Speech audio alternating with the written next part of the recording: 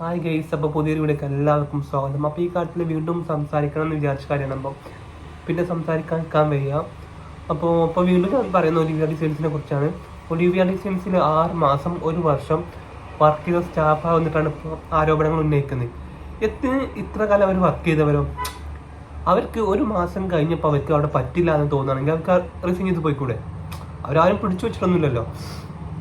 നമുക്കൊരു ജലദോഷൻ്റെ നമുക്കൊരു സ്ഥാപനത്തിൽ വർക്ക് ചെയ്യുന്ന സമയത്ത് നമുക്ക് 1 മാസം നിൽക്കുമ്പോൾ നമുക്ക് ആ സ്ഥാപനത്തിനെ കുറിച്ചുള്ള ഏറ്റവും Z കാര്യങ്ങൾ അറിയാം.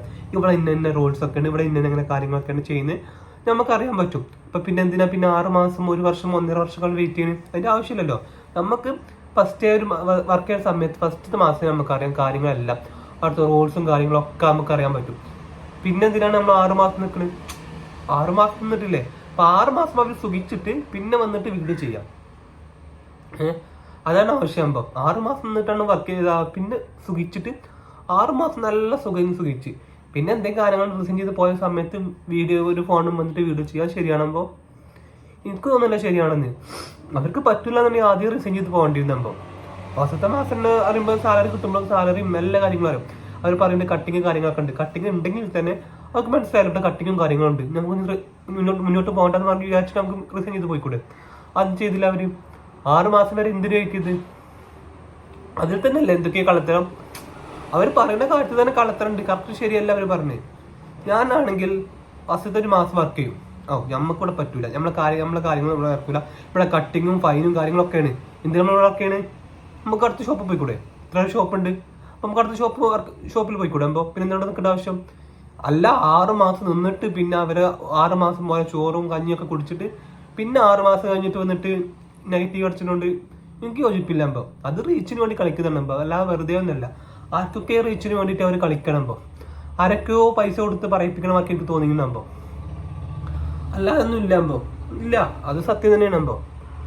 ആർക്കൊക്കെ റീച്ച് കണ്ടിട്ടുള്ള സംസാരിക്കണം. അല്ലെങ്കിൽ എന്താ അവർക്ക് ആദ്യം റിസൈൻ ചെയ്ത് പോയിക്കൂടെ? നമുക്ക് അഡ്ജസ്റ്റ് ചെയ്യാൻ പറ്റുന്നില്ല എന്ന് വിചാരിച്ചാൽ നമുക്ക് അപ്ലൈ റിസൈൻ ചെയ്ത് പോയിക്കൂടെ? പിന്നെ എന്തിനാ ഇത്രയും കാലം നിൽക്കണേ?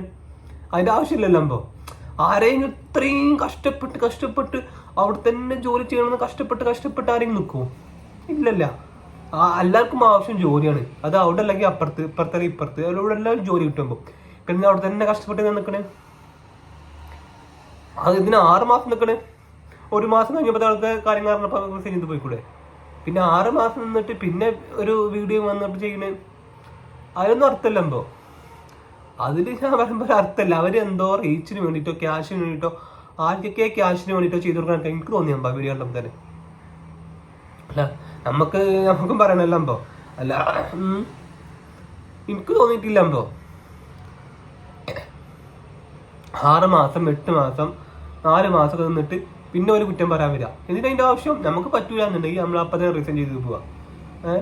അല്ലാതെ ഇപ്പോൾ ഒരു കൺമണി എന്ന ആള് വീഡിയോ ചെയ്തതിന് ശേഷം ഞാൻ 6 മാസം വർക്ക് ചെയ്തപ്പോൾ എനിക്ക് ഉണ്ടായ അനുഭവം, എനിക്ക് 10 മാസം ഉണ്ടായപ്പോൾ എനിക്ക് ഉണ്ടായ അനുഭവം, ഞാൻ 3 മാസം ഉണ്ടായപ്പോൾ എനിക്ക് ഉണ്ടായ അനുഭവം, 1.5 വർഷം നിന്നപ്പോൾ എനിക്ക് ഉണ്ടായ അനുഭവം പറഞ്ഞിട്ട് എന്തിനാ ചെയ്യേണ്ട ആവശ്യം?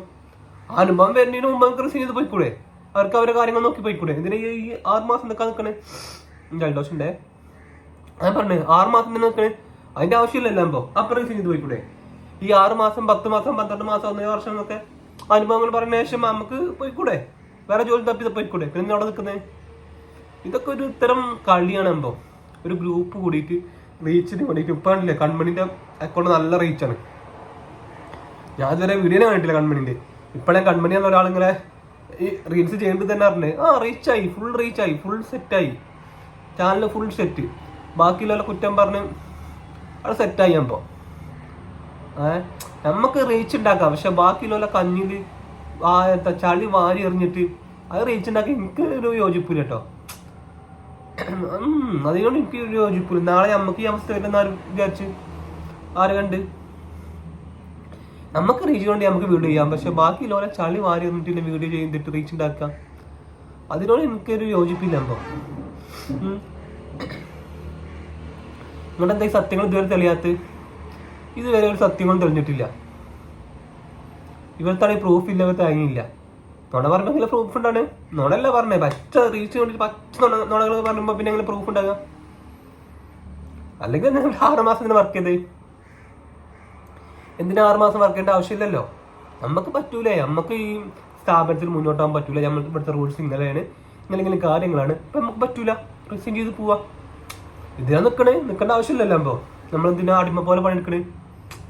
അപ്പൊ അത്രയും കാലം 6 മാസം 4 മാസം സുന്ദരമായിട്ട് ലാവിഷായി വർക്ക് ചെയ്തിട്ട് പിന്നെ ഇറങ്ങിയിട്ട് പിന്നെ കുറ്റം പറയണേ. ആ ഉത്തരം ചെറ്റത്തരം എന്നാ പറയാ. ചെറ്റത്തരം എന്നല്ല, എൻ്റെ മോൾ എന്തൊക്കെയാ പറഞ്ഞു, പക്ഷെ ഞാൻ പറഞ്ഞില്ല, വീഡിയോ ഞാനൊന്നും പറഞ്ഞില്ല. അത്രയും കാലം വർക്ക് ചെയ്ത് ഓരോ ചോറും കഞ്ഞിയൊക്കെ കുടിച്ചിട്ട് പിന്നെ ഇറങ്ങിയിട്ട് പിന്നെ ഓരോ ചളി മാറി അറിയാന്നൊക്കെ പറയില്ലേ, അതൊക്കെ ചെയ്യാമ്പോ അത് ശരിയല്ലാമ്പോ. റീച്ചിന് വേണ്ടിയിട്ട് എന്തൊക്കെയോ ചെയ്യണം ആൾക്കാർ. എത്രയോ ആൾക്കാരുണ്ട് ഇപ്പൊ ഒന്നും അറിയാതെ ആ കൺമണിന്റെ വീഡിയോ കണ്ട് മാത്രം വീഡിയോ ചെയ്യണവരൊക്കെ ഉണ്ട്.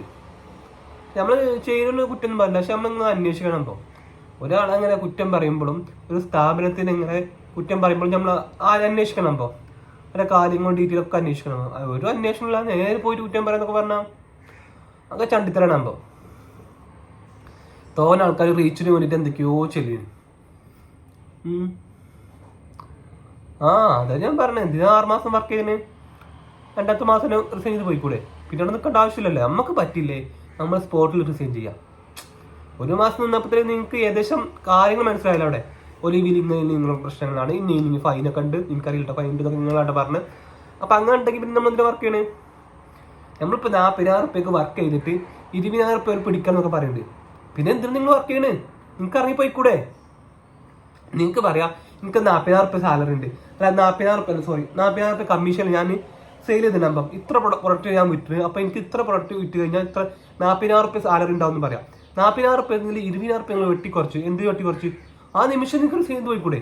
പിന്നെ ഞങ്ങൾ നിൽക്കണേ 40,000 സാലറിയിൽ നിങ്ങളെ സാലറി 20,000 ആയിട്ട് വെട്ടിക്കുറച്ച്. പിന്നെ എന്താ നിങ്ങൾ നിൽക്കണേ? ആ നിമിഷം ആ മാസം നിങ്ങൾക്ക് സെയിൽ ചെയ്ത് പോയിക്കൂടെ?